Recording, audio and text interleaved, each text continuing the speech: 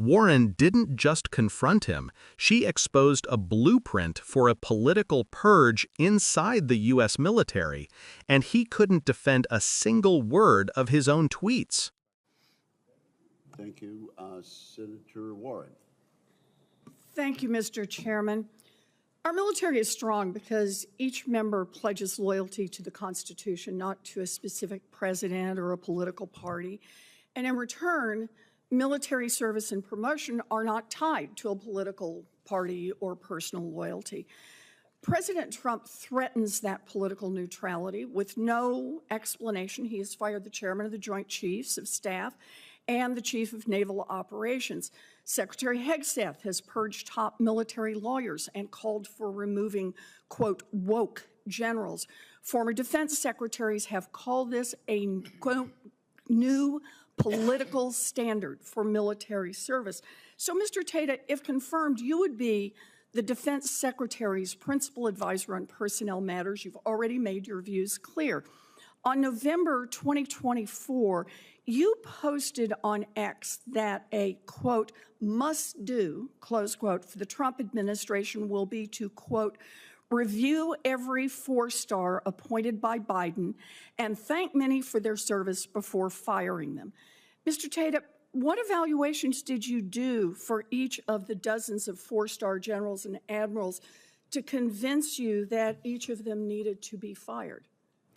Senator, that comment was in response to a CNN article that had credible sources that several admirals and generals were having discussions on how to resist lawful orders from the president usurping his Article II constitutional authority as commander-in-chief, which I find unacceptable. I think we can all agree that the Constitution of the United States that we swear an oath of office to, that I have done for many times in my career, is the ultimate, penultimate document that we support and that we swear an allegiance to. And so if there were people that were having those conversations, if there were admirals and generals that were having those conversations. Mr. Tata, I have your tweet here, and your tweet doesn't say, I want to investigate person by person and see what they've done. I also want to make clear that when generals are having conversations about what to do if they receive illegal orders so that they can still follow their obligations under the Constitution of the United States, then they are following the law. They are not breaking the law. But let's go on to what else you Senator, have said. if I might, the article said controversial, did not say illegal. And so controversial is very subject to interpretation. I just want to clarify here. You want to say, you want to fire everybody. I've got your tweet here. I don't want to fire anybody, you think Senator. They gave controversial statements? I'm sorry, it says before firing them. Mr. Chairman, could I enter this into the record, please? Mr. Tata's tweet. Is there objection? There being no objection, it is All right, so admitted. let me try another one. On November 2024, you posted on X that the Trump administration should choose only leaders who are, quote, all oars in the water to achieve Trump Agenda 47. That suggests that you believe that generals should be picked for loyalty to Donald Trump. Is that right? Is that what you believe? That is not what I believe, Senator. Then why did you post this?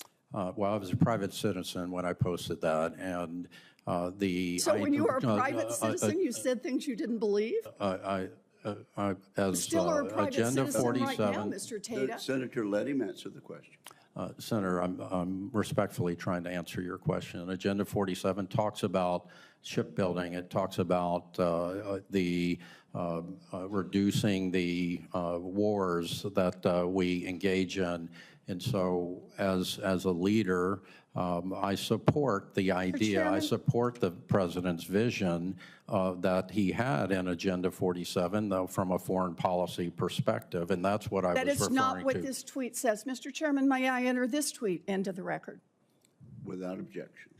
In January 2025, just 4 months ago, Mr. Tata, you posted on X that planning for President Trump's inauguration should, your word, assume that the National Guard and DoD are, quote, compromised at a minimum by hatred of the incoming administration. What information did you have about each member of the Guard and DoD that caused you not only to draw this conclusion, but to put it out there in public? Senator, I had no information that So informed. you just said it about our Guard. You know, competence is based on the experience and performance of a military leader. Evidently, you have no information individually about the generals, the admirals, and the members of our National Guard and DoD who serve this country, and yet you're willing to say that they all need to be fired or treated as traitors. You seem to think that if a general or admiral was promoted during a Democratic administration, that person should be automatically fired. That's just a political purge and a pretty standard move for a dictatorship. I think it disqualifies you for this office. Thank you. Senator Elizabeth Warren didn't just grill Trump's defense nominee. She systematically dismantled him piece by piece, exposing something far deeper than a few reckless tweets. What happened in this hearing isn't about social media mistakes. It's about a nominee who openly endorsed the idea of a political purge inside the U.S. military, and then pretended those words magically didn't count once he was sitting in front of senators. Warren's line of questioning cut straight to the core. What kind of government do you want? One that runs on constitutional duty, or one that runs on personal loyalty to a single man?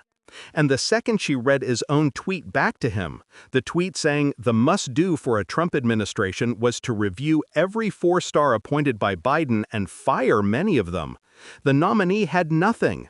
No evaluation, no evidence, no criteria.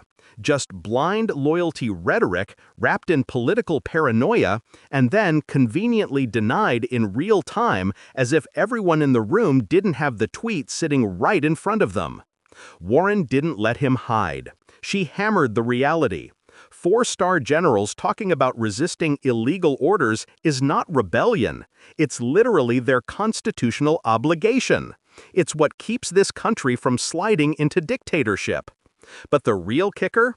When she asked, then why did you post this? The nominee essentially admitted the truth. He had no information, no evidence, and no justification. But he was willing to publicly claim the National Guard and the DoD were compromised by hatred of Trump. That's not analysis. That's not expertise. That's a political litmus test masquerading as national security commentary. What Warren exposes is a larger danger, a mindset that believes military leaders promoted under one administration are automatically illegitimate under another, a belief that loyalty to Trump outweighs loyalty to the Constitution, a willingness to purge, punish, or replace people not based on performance but based purely on political allegiance. That is the kind of thinking that collapses democracies.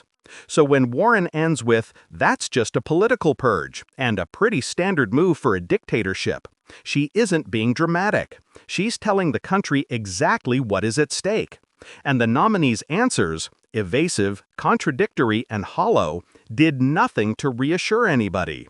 This hearing wasn't just a grilling. It was a warning that the effort to reshape the military into a political loyalty machine is real, and it's happening right in front of us.